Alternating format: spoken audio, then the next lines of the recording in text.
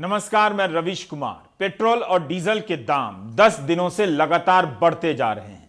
मध्य प्रदेश में premium petrol 100 रुपए litre से अधिक का हो गया है। अनूपपुर शहर में तो सामान्य पेट्रोल भी 100 रुपए से ज्यादा का हो गया है। भारत में अब ऐसे कई शहर हैं जहां पेट्रोल 98 से लेकर 100 रुपए लीटर बिक रहा है। उपभोक्ता को समझ नहीं आ रहा कि ये दाम अंतर्राष्ट्रीय कारणों से बढ़ रहे हैं या उन कारणों से जिसका पता नहीं है। पेट्रोल डीजल के बढ़ते दाम से हर दिन लोगों की कमाई भी घटती जा रही है। 2017, 2018 और 2020 के बाद यह चौथा मौका है जब पेट्रोल की कीमतें लंबी लंबी छलांग मार रही हैं। फ्लैशबैक से आपको बताना चाहेंगे कि आपने 2017 और 2018 में इसी तरह ज्यादा दाम दिए। एपिसोड पुराना है मगर देखने से याद आएगा कि कैसे धीरे धीरे आप अधिकतम स्तर पर एडजस्ट किए जा रहे हैं। अब तो हालत यह है कि 10 रुपए कम हो जाए, 100 से 90 आ जाए तो गोदी मीडिया कहेगा कि पेट्रोल 10 रुपए सस्ता हुआ, 90 रुपए लीटर मिल रहा है। जून 2018 में पेट्रोल और डीजल की कीमतें अधिकतम स्तर पर चली गईं। काफी हाहाकार मचा। फिर 6 महीने के बाद अक्टूबर 2018 में पेट्रोल डीजल की कीमतें एक नए अधिकतम स्तर पर चली गई और अब तो सारी रिकॉर्ड ही टूटती चली जा रही है। प्राइम टाइम के हम पुराने एपिसोड में समझने का प्रयास कर रहे थे कि जून 2018 में दाम अगर अंतर्राष्ट्रीय कारणों से बढ़ रहे थे तब सितंबर 2017 में क्यों बढ़ रहे थे। तब तो कच्चे तेल की कीमत काफी कम थी। इसमें महाराष्ट्र के परभणी का जिक्र आएगा। तब वहां पर मुंबई से अधिक 81 रुपए लीटर पेट्रोल था। आज वहां 100 रुपए से अधिक का है। फ्लैशबैक। 17 सितंबर 2017 को महाराष्ट्र के 21 जिलों में पेट्रोल का दाम 80 रुपए प्रति लीटर से अधिक हो गया था। परभणी, नांदेड़, यवतमाल, गढ़चिरौली, भंडारा, औरंगाबाद में 80 रुपए लीटर से अधिक दाम चला गया था। परभणी में 17 सितंबर को 81 रुपए 31 पैसे प्रति लीटर पेट्रोल था और 22 मई को यानी आज 86 रुपए 35 पैसे प्रति लीटर हो गया। 86 रुपए 35 पैसे। अब देखते हैं कि सितंबर 2017 में अंतर्राष्ट्रीय बाजार में कच्चे तेल का भाव क्या था। मई 2018 में कच्चे तेल का भाव क्या है, तुलनात्मक अध्ययन, उस हिसाब से पेट्रोल का भाव क्या है। हम परभणी को ही सैंपल मानते हैं। सितंबर 2017 में कच्चे तेल की कीमत दुनिया के बाजार में $54.52 प्रति बैरल थी। तब परभणी में 1 लीटर पेट्रोल का दाम था 81 रुपए 31 पैसे प्रति लीटर। मई 2018 में कच्चे तेल की कीमत है $79 प्रति बैरल। 22 मई को परभणी में 1 लीटर पेट्रोल का दाम है 86 रुपए 35 पैसे प्रति लीटर। कहने का मतलब है कि सितंबर 2017 में आज की तुलना में अंतर्राष्ट्रीय बाजारों में कच्चे तेल की कीमत $24.48 प्रति बैरल कम थी कीमत। इसके बाद भी दाम तब भी 80 पार था और अब भी 80 पार है।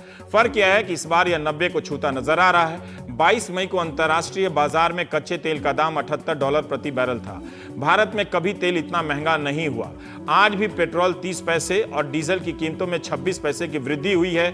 इसी के साथ दिल्ली में 1 लीटर पेट्रोल की कीमत 76 रुपए 87 पैसे और डीजल 68 रुपए 8 पैसे हो गई है। पटना में पेट्रोल 82 रुपए 35 पैसे प्रति लीटर मिल रहा है और डीजल 72 रुपए 76 पैसे प्रति लीटर।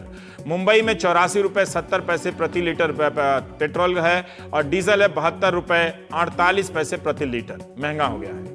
तो फ्लैशबैक में आपने देखा कि सितंबर 2017 में पेट्रोल के दाम 80 रुपए से लेकर 87 रुपए प्रति लीटर हो चुके थे। आपकी जेब से तब निकाल ली गई। जून 2018 में मुंबई में पेट्रोल 84 रुपए 70 पैसे लीटर हो गया था। 18 फरवरी 2021 के दिन मुंबई में पेट्रोल 25 पैसे महंगा हुआ और 1 लीटर पेट्रोल का दाम 96 रुपए हो गया। चेन्नई में 23 पैसे बढ़कर 91 रुपए 68 पैसे हो गया।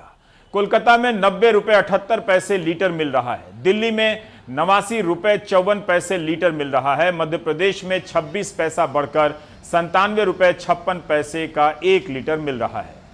पेट्रोल को सस्ता करने का एक ही तरीका है, देश में आम चुनाव घोषित कर दिए जाएं। असम में चुनाव होने वाले हैं तो वहां पर उत्पाद शुल्क में 5 रुपए की कटौती कर दी गई। इस मानवीय फैसले के बाद भी वहां पेट्रोल 86 रुपए 44 पैसे लीटर मिल रहा है। 2017 में कर्नाटक विधानसभा चुनाव के समय 19 दिनों तक दाम ही नहीं बढ़े, जबकि पूरे देश में दाम बढ़ते चले जा रहे थे। इस बार तेल के दाम बढ़ने का एक नया कारण लॉन्च हुआ है। यह कारण लगता है नया है और अगर यह कारण ना होता तो जैसे पेट्रोल डीजल के दाम इस बार बढ़ते ही नहीं। प्रधानमंत्री नरेंद्र मोदी तमिलनाडु में तेल और गैस सेक्टर की योजनाओं की आधारशिला रख रहे थे। इस साल वहां भी चुनाव होने वाले हैं और प्रधानमंत्री ने बताया अपने भाषण में कि क्या भारत जैसे किसी प्रतिभाशाली देश को ऊर्जा की जरूरतों के लिए आयात पर निर्भर रहना चाहिए। In 2019-2020, India imported over 85% of oil and 53% of gas to meet the domestic demand. Can a diverse and talented nation like ours be so energy important dependent? I do not want to criticize anyone, but I want to say, had we focused on these subjects much earlier, our middle class would not be burdened. Now, it is our collective duty to work towards clean and green source of energy, reduce energy dependence. Our government is sensitive to the concerns of the middle class. That is why India is now increasing the focus on ethanol to help farmers and consumers.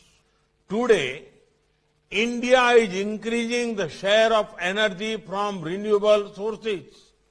By 2030, 40% of all energy will be generated from green energy sources. तो इस बार दाम क्या इसलिए बढ़े कि भारत जैसे प्रतिभाशाली देश ने अतीत में काम नहीं किया, इसके कारण मिडिल क्लास पर भार बढ़ा है। 70 साल में कुछ नहीं हुआ वाला यह लॉजिक नजर आता है। इस लॉजिक के बाद तो लोग 1 लीटर पेट्रोल के 200 रुपए भी दे देंगे। बहुत से देश पेट्रोल डीजल के आयात पर निर्भर करते हैं। क्या वहां भी भारत के जितना महंगा है? अतीत की सरकारों को कारण बताया जा रहा है। क्या इसलिए कि अब बार बार अंतर्राष्ट्रीय बाजार का बहाना चल नहीं पा रहा? क्या जिन देशों में 80% आयात होता है वहां भारत की तरह प्रतिभाशाली लोग नहीं हैं? मोदी सरकार का एक लक्ष्य है कि कुल जितना भी हमारे देश में क्रूड ऑयल यानी कि कच्चा तेल प्रोसेस करके रिफाइन करके पेट्रोल डीजल बनाया जा रहा है, उसका सिर्फ 67% बाहर से आएगा और बाकी हमारे देश में ही निकाला जाएगा। प्रोडक्शन हमारे देश में ही होगा क्रूड ऑयल का। खैर, हम देखते हैं रिकॉर्ड क्या है। तो हम 2014 से 2020 का हमारे पास डेटा है, 6 साल का। तो हम उसी की तुलना 2014 से पहले 6 साल की करेंगे। 2008 से 2014 की तुलना बनाम 2014 से 2020। अब आप देखिए कि कच्चे तेल का जो इंपोर्ट है वो लगभग 28% बढ़ गया है, औसतन 28% बढ़ गया है, अगर मैं हर साल का कंपैरिजन करके देखूं, है ना। लेकिन देश में प्रोडक्शन का क्या हुआ? अब खर्चा ज्यादा होगा, खपत ज्यादा होगी तो इंपोर्ट तो ज्यादा हो सकता है। देश में प्रोडक्शन का क्या हुआ? देश में प्रोडक्शन 1% घट गया है। यानी कुल हमारे देश में जितना कच्चा तेल का प्रोसेसिंग होता है, जिसको थ्रूपुट कहा जाता है, उसका 2008 से 14 के बीच लगभग 18% हमारे देश में प्रोड्यूस होता था। आज वो गिरकर 14.5% पर उतर आया है। यानी रिकॉर्ड और बुरा हुआ है, अच्छा नहीं हुआ है। ये तो पहली बात है। दूसरी बात है कि अगर आप चाहते हैं कि देश में कच्चे तेल का प्रोडक्शन बढ़े, है ना, तो आपको तो खर्चा करना पड़ेगा एक्सप्लोरेशन पर। आपकी कंपनी है ओएनजीसी, सबसे बड़ी कंपनी है, आपको वहां पर पैसे डालने चाहिए। लेकिन ओएनजीसी का क्या हुआ? 2013-14 में ओएनजीसी ने एक्सप्लोरेशन मतलब कच्चा तेल कहां है उसको ढूंढ निकालने पर लगभग 11,500 करोड़ रुपए खर्च किए थे। ठीक है। मार्च 2019 मतलब 2018-19 का जो साल है उसमें वो गिरकर 6,000 करोड़ रुपए आ गया, यानी लगभग आधे पे आ गया है। ओएनजीसी के पास जो कैश रिजर्व्स था जिसको वो खर्च कर सकती थी कच्चा तेल निकालने के लिए, ढूंढने के लिए, वो बिल्कुल घट गया। क्यों? क्योंकि ओएनजीसी को दो कंपनियां खरीदनी पड़ी है। एक है गेल के शेयर्स खरीदने पड़े, दूसरा जीएसपीसी। दोनों को ओएनजीसी के कैश रिजर्व से खरीदा गया। और किसका फायदा हुआ इससे? सरकार का जो डिसइन्वेस्टमेंट टारगेट है, विनिवेश का टारगेट है, उसको मीट करने के लिए ओएनजीसी, सब जानते हैं ओएनजीसी को यह करना पड़ा है। यानी ओएनजीसी के पास पैसे अब एक्सप्लोरेशन, तेल ढूंढने के लिए, कच्चा तेल ढूंढने के लिए नहीं है। तो साफ यह है कि अगर सरकार सच में चाहती कि एक्सप्लोरेशन बढ़े तो वो खर्चा और बढ़ाती, लेकिन वो नहीं हुआ है। जितने भी ऑयल पीएसयू हैं, जितनी सरकारी कंपनियां हैं, उनका कुल खर्चा घटा है 2019-20 में 2013-14 के तुलना में। 2000-2001 में भारत पेट्रोलियम उत्पादों की खपत का 75% आयात करता था। 2016 से 19 के बीच 95% आयात करने लगा। इस वक्त अपनी खपत का 84% आयात करता है। यानी प्रधानमंत्री मोदी के कार्यकाल में तो आयात बढ़ता ही रहा, कम नहीं हुआ। अभी हम एथेनॉल की भी बात करेंगे, लेकिन कुछ सवाल पहले आने से रुक नहीं पा रहे। अंतर्राष्ट्रीय बाजार में कच्चे तेल के दाम बढ़ते हैं तो कम भी होते हैं। जब कम होते तब उस अनुपात में पेट्रोल डीजल के दाम क्यों नहीं कम होते? और जब माइनस में चले जाते हैं तब भी कम क्यों नहीं हुए? 2018 के अक्टूबर में अंतर्राष्ट्रीय बाजारों में कच्चे तेल की कीमत $84 प्रति बैरल हो गई थी। उस समय भारत में पेट्रोल डीजल की कीमतें आसमान छूने लगी। तब दिल्ली में पेट्रोल का दाम ₹84 प्रति लीटर हो गया था, जबकि मुंबई में ₹91.34। आज के दाम पर नजर डालिए। आज कच्चे तेल का दाम $61 प्रति बैरल है, उससे भी अधिक। यानी अक्टूबर 2018 से करीब $23 कम है। लेकिन फिर भी आज दिल्ली में पेट्रोल के दाम ₹89.54 हैं, जबकि मुंबई में ₹96। यानी अक्टूबर 2018 से ज्यादा। अगर कच्चे तेल के हिसाब से दाम तय होता तो आज भारत में लोगों को तेल सस्ते में मिल रहा होता। जब 2008 में कच्चे तेल का दाम $147 प्रति बैरल तक पहुंच गया, तब पेट्रोल ₹45 लीटर कैसे मिल रहा था? और आज जब $61 प्रति बैरल है तो पेट्रोल ₹100 तक कैसे बिक रहा है? पहले के लोग ज्यादा प्रतिभाशाली थे या आज के लोग ज्यादा प्रतिभाशाली हैं? फिर यह कौन बताएगा कि जब पिछले साल अप्रैल में कच्चे तेल की अंतर्राष्ट्रीय कीमतें भारत की जीडीपी की तरह माइनस में चली गई थीं, तब भारत में पेट्रोल के दाम क्यों कम नहीं हुए बल्कि बढ़ ही गए? अप्रैल 2020 में राजधानी दिल्ली में पेट्रोल ₹69.59 लीटर था, मुंबई में ₹76.31 लीटर। पिछले साल दिल्ली में अगर मैं पेट्रोल भरवाता अपने टंकी में और आज उसका कंपैरिजन करूं तो लगभग 23 से 24% आज बढ़ गया। यानी कि अगर मेरे पेट्रोल का बिल ₹4000 था, आज वो 5000 के आसपास आ गया। ठीक है, इसका कारण क्या है? क्या इंटरनेशनल क्रूड का दाम बढ़ गया? जी नहीं।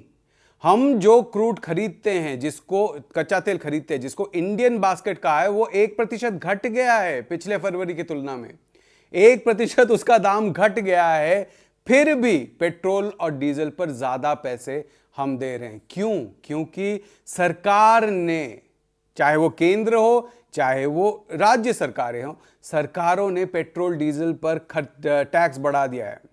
टैक्स बढ़ गया है, लगभग ₹13 पिछले साल टैक्स बढ़ाया गया है। सेंट्रल एक्साइज बढ़ाया गया है पेट्रोल पर, जो लगभग ₹20 था, आज वो ₹33 के आसपास आ चुका है। और सर एक और चीज बड़ी बात है कि आप देखिए कि सरकार पहले क्या होता था, जब इंटरनेशनल प्राइस बहुत ज्यादा होता था तो सरकारें क्या करती थी? सब्सिडी देती थी। और ये जो पेट्रोलियम सब्सिडी है आज चला गया है, क्योंकि इंटरनेशनल प्राइस घट चुका है। वो सब्सिडी चला गया है और उस सब्सिडी में लगभग, अगर मैं फिर से देखूं सब्सिडी, मैं 2014 से 2021-22 का कंपेयर कर रहा हूं, बजट का जो डेटा हमारे सामने है, और ये जो जितने साल है उसी का उतना ही पहले का भी कंपैरिजन करूंगा तो 17% सब्सिडी घट गया है। यानी सरकार के हाथ में 17% सीधा पैसा ज्यादा आ रहा है। और आखिरी चीज जिसको कहा जाता है पेट्रोलियम सेक्टर का कंट्रीब्यूशन, कि पेट्रोलियम जितने कंपनी है वो टैक्स, कस्टम्स ड्यूटी, फिर डिविडेंड वगैरह, ये सब मिलाकर कितना सरकार को देती है, वो भी बहुत ज्यादा बढ़ गया है। 1,72,000 करोड़ के आसपास, 1.72 लाख करोड़ के आसपास 2014-15 में उनका कंट्रीब्यूशन था, वो अब जाकर 3,33,000 करोड़ के आसपास पहुंच गया है 2019-20 में। 2019-20 में ये कंट्रीब्यूशन आप देख लीजिए, लगभग 94% कंट्रीब्यूशन इस सेक्टर का बढ़ गया सरकार के हाथ में। सरकार का जितना टोटल रेवेन्यू है वो भी अभी पेट्रोलियम सेक्टर से ज्यादा आता है 6 साल की पहले की मैं तुलना करूं तो उसकी तुलना में, यानी कि सरकार यहां से ज्यादा पैसे निकाल रही है, इसलिए हम दे रहे हैं। इसमें पुरानी देश सरकारों का कोई दायित्व नहीं है। पेट्रोल पर केंद्र और राज्य 60% तक टैक्स लगाते हैं, डीजल पर 54% के करीब। एक साल के भीतर केंद्र सरकार ने पेट्रोल पर उत्पाद शुल्क 9 रुपये 98 पैसे से बढ़ाकर 32 रुपये 98 पैसे कर दिए, 3 गुना से अधिक। इस तरह डीजल पर उत्पाद शुल्क 15 रुपये 83 पैसे से बढ़ाकर 31 रुपये 83 पैसे कर दिए। एक सरकारी वेबसाइट है petroleum planning and analysis cell, इसकी साइट से पता चलता है कि 2014-15 से पेट्रोलियम से सरकार के खाते में कितने पैसे पहुंचे हैं। तो 2014-15 में 3,32,620 करोड़, 2015-16 में 4,14,506 करोड़, 2016-17 में 5,24,945 करोड़, 2017-18 में 5,43,026 करोड़, 2018-19 में 5,75,632 करोड़, 2019-20 में 5,55,370 करोड़। कोविड के दौरान सरकार की कमाई काफी घटी है, लेकिन आप 2014-15 से 2019-20 के बीच कमाई देख सकते हैं कि करीब करीब दुगनी, 1.5 गुनी, 2 गुनी हो चुकी है। क्यों पेट्रोल डीजल के टैक्स पर निर्भरता बढ़ती जा रही है? क्या इस वक्त सरकार के पास पैसे नहीं हैं? क्या इसलिए लोगों के पास जो भी पैसे हैं उसे सरकार निकाल लेने के फिराक में है? 22 जनवरी को इंडिया स्पेंड में रोहित ईरानी ने एक लंबी रिपोर्ट की है जिसमें बताया है कि भारत की जीडीपी में घरेलू बचत का हिस्सा घटता जा रहा है। 2012 में 24% था, जो 2018 में 17% हो गया। लोगों की कमाई नहीं बढ़ रही है, बचत से निकाल कर खा रहे हैं, आर्थिक रूप से कमजोर होते चले जा रहे हैं। घरेलू बचत का स्तर 1991 के बराबर पहुंच गया है। ऐसा नहीं है कि सब दुखी हैं, पॉजिटिव न्यूज भी है जिससे पता चलता है कि कुछ तो अच्छा हो रहा है। जनवरी महीने में ऑक्सफैम की एक रिपोर्ट आई है, उसके अनुसार तालाबंदी के दौरान, महामारी के दौरान भारत के 11 अरबपतियों की संपत्ति इतनी बढ़ गई कि वे अगले 10 साल तक मनरेगा का बजट उठा सकते हैं। सिर्फ 11 लोग, कम से कम 11 लोगों ने प्रतिभा के दम पर विकास किया है। इसी महामारी के दौरान 24% भारतीयों की एक महीने की आमदनी 3,000 रुपए से भी कम हो गई। 24% मतलब 32 करोड़ से अधिक भारतीय। गैस सिलेंडर के भी दाम बढ़े हैं। इन सब के कारण आमदनी पर बहुत बुरा असर पड़ता जा रहा है। पहले तो ज़्यादा चक्कर लगा लेते थे तेल में, वो कमाई की दिक्कत हो गई है। 80 रुपये लीटर होगा तो 80-81 रुपये लीटर हो रहा है, तो महंगाई से चक्कर कम लग रहे हैं जी। तेल ज़्यादा फूक रहा है, सवारी कम है इस टाइम। गाड़ी किस्तें बड़ी मुश्किल से भरा रही है, रोज के 200-250 दिन भर में हो रहा है। और कोई मेहनत करे तो क्या बनेंगे, उसमें कुछ नहीं मिल रहा है। पेट्रोल है तो महंगा होता जा रहा है, गाड़ी का मेंटेनेंस नहीं निकल रहा है। घर में तो हम लोग को मंथली जितना पैसा आता है एडजस्ट ही नहीं हो पाता, क्योंकि अब इतना आना जाना पड़ता है कॉलेज एंड ऑल, तो एकदम से प्राइसेस बढ़ गए हैं। तो स्टूडेंट हैं आप? जी सर, तो बहुत मुश्किल हो रही बहुत है मुश्किल है सर। 100 रुपये लीटर पेट्रोल हो चुका। अब जैसे हम 500 रुपये कमाते थे तो उसमें 200 का तो पेट्रोल लग जाता, 300 रुपये रोज़ कमा रहे हैं। फिर हम पहले 500 रुपये कमाते थे, अब 300 रुपये कमा रहे हैं। क्या काम करते हैं आप? मैम जोमेटो में काम करता हूँ, मैं डिलीवरी बॉय हूँ। अच्छा, जोमेटो में है तो जोमेटो के सबसे ज़्यादा, स्विगी और जोमेटो के जो लोग हैं वो सबसे ज़्यादा उन पर असर पड़ा है। कहीं कहीं तो लोग बाइक छोड़ के साइकिल पे जा रहे हैं। जी मैडम, साइकिल में करने लग गए क्योंकि उनको बेनिफिट साइकिल में लग रहा है। क्योंकि बाइक से तो बहुत ज़्यादा पेट्रोल लग रहा है, इसलिए वो साइकिल से काम कर रहे हैं। पेट्रोल डीजल के साथ गैस के सिलेंडर के दाम भी बढ़ रहे हैं। आप अपनी जेब कितना संभाल सकते हैं आप समझिए। नवंबर 2020 से लेकर अब तक गैस का सिलेंडर 175 रुपया महंगा हो चुका है। कई लोग कहते हैं कि विपक्ष आवाज नहीं उठाता, लेकिन दिखाया भी तो नहीं जाता। विपक्ष ने ना भी उठाए तो क्या आपको पता नहीं कि 175 रुपया महंगा हो चुका है? सरकार को खुद बताना चाहिए कि इसके कारण क्या हैं। नवंबर महीने तक यूपी के मोदी नगर में गैस का एक सिलेंडर 592 रुपए का आता था, एक गैस वाले ने बताया। 2 दिसंबर को 642 रुपए का हो गया और 15 दिसंबर को 692 का। उसके बाद 3 फरवरी को 25 रुपए की वृद्धि के बाद 717 रुपए का हो गया और फिर 14 फरवरी को 50 रुपए की वृद्धि के बाद 767 रुपए का हो गया। अलग अलग राज्यों शहरों में अलग अलग दाम होते हैं। मेरे घर में तो कोई कमाने वाला भी नहीं है और सिलेंडर 800 रुपये का कर दिया है। कहाँ से तो लेने के लिए लाभ है, कहाँ से कोई काम का चारा भी नहीं है। मेरे घर से तो कमाने वाला पति भी खत्म हो गए हैं। मेरे घर में कोई भी नहीं है कमाने वाला। गैस की महंगाई से आपको दिक्कत हो रही है? हमको गैस की महंगाई से बहुत दिक्कत है, खाने पीने की भी महंगाई, आटे दाल की भी परेशानी है। हर समय के बाद बीच में आप देखेंगे कि कुछ दिनों के लिए गैस और पेट्रोल काफी महंगे हो जाते हैं। पिछले साल फरवरी में गैस का सिलेंडर वैसे 858 रुपए था। क्या यह कोई पैटर्न है कि 2-3 महीना लगातार बढ़ाओ फिर कम कर दो ताकि लगे कि कुछ कम भी हो रहा है और फिर बढ़ा दो कुछ समय के बाद? जब तक लोगों का ध्यान जाए बीच में हिंदू मुस्लिम डिबेट भी लॉन्च कर दो। क्या वाकई में कम कमाई और आधी सैलरी से परेशान लोगों को इन सब बातों से तकलीफ नहीं है? वे विपक्ष का इंतजार कर रहे हैं। ट्रांसपोर्ट सेक्टर के लोग भी काफी बर्बाद हो रहे हैं। इस वक्त जब अर्थव्यवस्था की हालत खराब है, किराया बढ़ने का या बढ़ाने का स्कोप भी कम है, ट्रांसपोर्ट सेक्टर के लोग बहुत कम मार्जिन पर काम कर रहे हैं। इसका मतलब है कि इस सेक्टर से लाखों लोग बाहर हो रहे हैं या किए जा चुके हैं, उनका काम छिन चुका है। ट्रांसपोर्टर खाली सिर्फ अगर अपनी लागत का ही हिसाब लगाए तो उसका, क्योंकि पूरे ट्रक की जो लागत आती है जो माल भाड़े की, उसमें 65% योगदान जो है वो डीजल का होता है, क्योंकि डीजल की कॉस्टिंग 65% होती है। तो उसी अनुपात में, जिस अनुपात में सरकार रेट बढ़ाती है, अगर हम रेट बढ़ाते हैं तो वो महंगा तो होगा ही होगा और महंगाई बढ़ेगी बढ़ेगी। तो हमारी सरकार से पुरजोर अपील है कि टैक्सेस को कम करे। राजस्थान के श्रीगंगानगर में सामान्य पेट्रोल 100 रुपए 62 पैसे प्रति लीटर बिक रहा है। यहां पर पावर पेट्रोल 103 रुपए लीटर मिल रहा है। नॉर्मल डीजल 92 रुपए 42 पैसे लीटर मिल रहा है। यह तब है जब राजस्थान सरकार ने पेट्रोल और डीजल के वैट पर 2% की कटौती की है। श्रीगंगानगर में एचपी, इंडियन ऑयल और भारत पेट्रोलियम के पंपों पर पेट्रोल डीजल जयपुर व जोधपुर डिपो से आता है। वहां से यहां की दूरी 500 किलोमीटर से ज्यादा होने के कारण परिवहन किराया बढ़ जाता है। इससे अलग अलग शहर में कीमतों में भी अंतर देखने को मिलता है। पेट्रोल पंप संचालकों का दावा है कि रोजाना पंजाब से 20,000 लीटर पेट्रोल और डीजल लाकर लोग इलाके में बेच रहे हैं, मुनाफा कमा रहे हैं। इससे राज्य सरकार को हर महीने करीब 1.5 करोड़ रुपए का राजस्व नुकसान हो रहा है, लेकिन कार्रवाई नहीं होती। इधर जिला रसद विभाग के अफसरों का मानना है कि पेट्रोलियम एक्ट के तहत 2000 लीटर की छूट दी गई है। ऐसे में लोगों को इस कानून के तहत रोका भी नहीं जा सकता।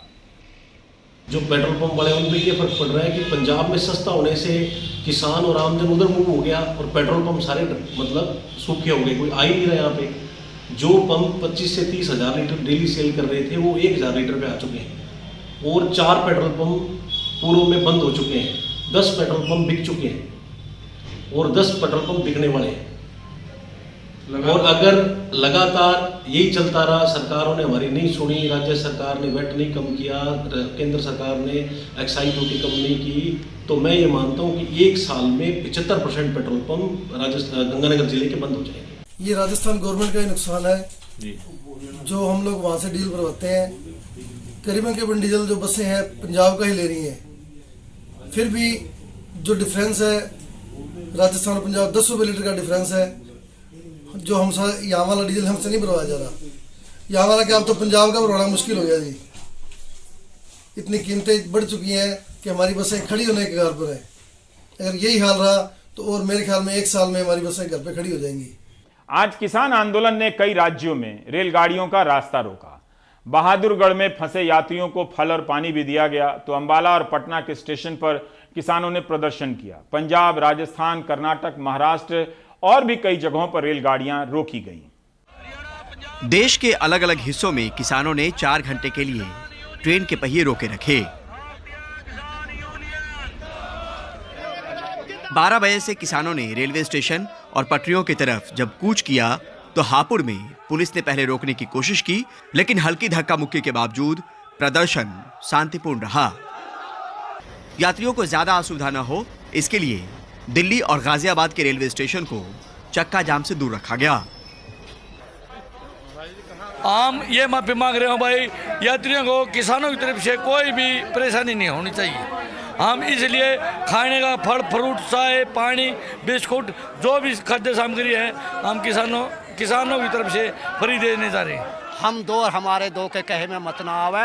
ये अडानी और अंबानी का देश नहीं है, ये 135 करोड़ जनता का देश है। ये एक या दो आदमी का देश नहीं है। आपको हमने चुना है, आपने हम नहीं चुने हैं। हरियाणा में महिलाओं ने भी रेल रोको आंदोलन में बढ़ चढ़कर हिस्सा लिया।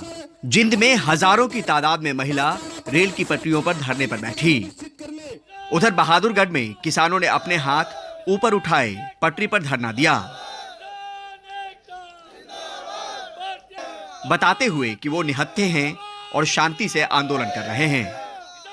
बहादुरगढ़ से मोदी नगर के रेलवे स्टेशन तक पर किसानों ने यात्रियों से परेशानी के लिए माफी मांगी। दिक्कत है, टाइम से पहुंच जाते। अच्छा। और हम तो मेरठ जाना, हरिद्वार जाना है, लोगों को और जाना है। इस तरह रोक के आम जनता को परेशानी कर रहे हैं। किसानों ने कुछ खिलाया बच्चों को, पानी वानी दिया कि नहीं? हाँ जी, पानी भी मिला है, संतरे भी मिले हैं। सब लोग परेशान हैं, सुबह से बैठे हुए हैं। वो अपनी कह रहे हैं, सरकार अपनी चला रही है। अब किसकी कहें किसकी ना कहें, क्या बता सकते हैं। किसानों के रेल रोको अभियान के चलते 20 से ज्यादा ट्रेनें आंशिक तौर पर प्रभावित हुई, लेकिन कहीं से भी कोई तोड़फोड़ जैसी सूचना नहीं आई। यही नहीं, कई जगह पर किसान धरना खत्म करने के बाद ट्रेन की पटरियों को साफ करके भी गए। हम इस वक्त बहादुरगढ़ में और अब देखिए किसान अपना यहाँ पर धरना खत्म कर रहे हैं। जो भी कूड़ा फैला है उसे भी देखिए रेलवे ट्रैक से वो इस तरीके से साफ करके हटा रहे हैं। इनका कहना है कि किसान जो है, ये जो किसान है वो पूरी तरीके से शांतिपूर्ण तरीके से उन्होंने अपना धरना किया और इस वक्त वो खुद साफ सफाई भी कर रहे हैं ताकि कल को कोई यहाँ आकर ये ना कह दे किसानों ने गंदगी की। करीब 15 से 20 जगहों पे जो है वो ट्रेनों को रोका गया है, लेकिन सारा कुछ शांतिपूर्ण है। धरना 12 बजे से शुरू हुआ और 4 बजते ही खत्म हुआ। दिन में किसानों ने कई जगह पुलिस को पानी, मट्ठा और मिठाई खिलाई, तो धरना खत्म होने पर कई जगह पुलिस ने भी शांति बनाए रखने के लिए किसानों को फूल दिए। कृषि कानूनों के खिलाफ किसान आंदोलन को 2 महीने से ज्यादा का वक्त बीत चुका है। सरकार और किसान नेताओं के बीच गतिरोध अभी भी बना हुआ है, लेकिन अगर सरकार और किसानों के बीच बातचीत का सिलसिला इसी तरह टूटा रहा तो आने वाले वक्त में इसी तरह के धरने प्रदर्शन और रेल रोकने का जो सिलसिला है वो चलता हुआ मिल सकता है। मोदी नगर से सचिन गुप्ता, सौरभ शुक्ला, सरस शर्मा, परिमल कुमार और अदनान के साथ रवीश रंजन शुक्ला, एनडीटीवी इंडिया। कमाल खान उन्नाव गए हैं। वहां 13 और 16 साल की 2 बहनों की लाश खेत में मिली है। उनके साथ 17 साल की बहन भी गंभीर हालत में पाई गई है। तीनों दलित हैं। भाई का कहना है कि तीनों के हाथ पांव बांध दिए गए थे। हर दिन किसी ना किसी राज्य से ऐसी खबरें आती हैं। यूपी में हाथरस की घटना के बाद भी कुछ बदला नहीं। सोचिए, आप ऐसे भारत में रहते हैं जहां 3 बहनों को इस तरह से मार दिया जाता है। ये मैं ग्लोबली नहीं कह रहा, आंतरिक रूप से आपको कह रहा हूं। प्रधानमंत्री ने तो 2017 के विधानसभा चुनाव में भी कहा था कि क्या कारण है। क्या हम अभी तक उन कारणों पर भी विचार नहीं कर पाए कि क्या कारण है? जिस राज्य में आपके रहते हुए आपके परिवार में इतनी महिलाओं को आपने नेता बनाया है, उसके बावजूद भी क्या कारण है कि उत्तर प्रदेश की मां बेटी सलामत नहीं है, शाम को अकेली घर के बाहर निकल नहीं पाती है? क्या कारण है?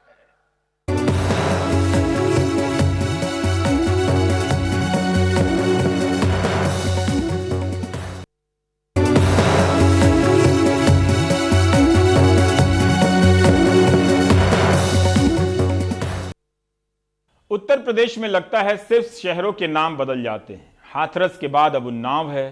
3 बहनों को हाथ पांव बांधकर खेत में फेंक दिया गया।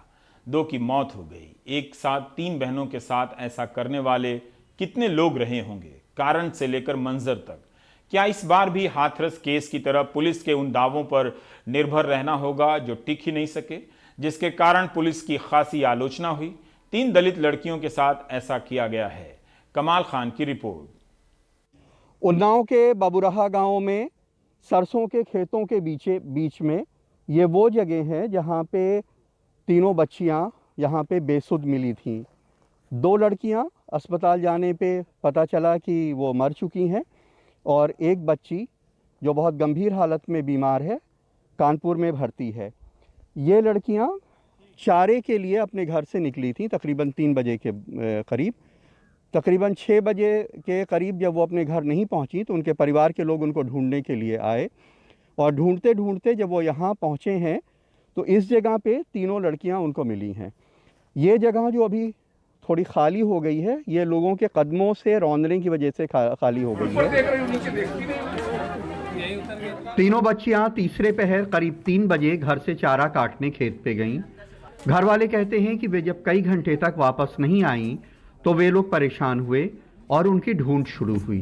वो गए देखने के लिए तो मतलब कि खेत में सभी लोग पूछने लगे कैसे क्या हुआ, सभी लोग मतलब ढूंढाने लगे तो वहीं पर से घुराया भी, काफ़ी पुकारा भी, आवाज़ भी लगाई तो आवाज़ कहीं से नहीं सुनाई मिली। वो बोलती ही नहीं, मतलब कोई ने किसी ने बोला ही नहीं।